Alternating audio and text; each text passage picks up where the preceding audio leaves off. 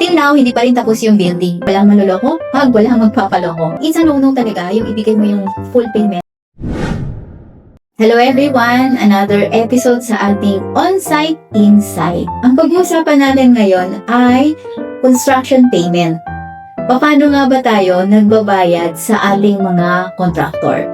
Meron akong friend recently nag-message sa akin and kinukwento nga niya yung regarding dun sa pinapatayo nilang structure. And ang kwento niya sa akin, yung isang ating friend daw niya nagpapagawa din. And binayaran na daw ng friend niya ng full amount yung contractor nila. And what happened? Until now, hindi pa rin tapos yung building. So, paano nga bang bayaran? So, usually, we require either 10 to 20% for down payment, and then the rest is progress billing. So, ang progress billing, kung ano lang yung natatapos ng contractor, yung percentage nun, ibibill nila sa client, and then yun ang babayaran ng client. So, yung ibang mga client namin, naka-stipulate dun sa contract na for example, natapos na namin yung lahat ng column sa first floor.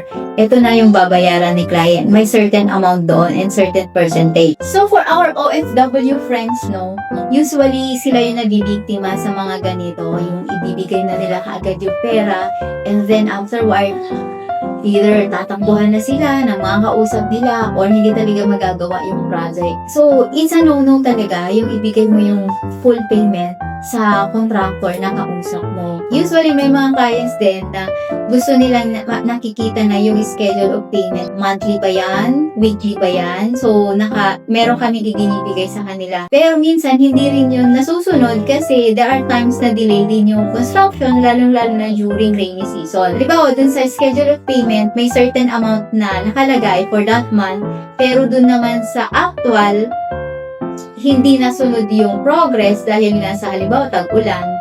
So, mas kukonti yung billing namin. So, meron naman months na dahil maganda naman nahabol namin yung schedule. For example, dun sa schedule of payment, mas malaki. Kung pwede rin naman kami mag-bill ng mas malaki, basta according to sa progress. So, that's all for today. I hope natutunan naman kayo for another topic. Walang manloloko, walang magpapaloko. Bye!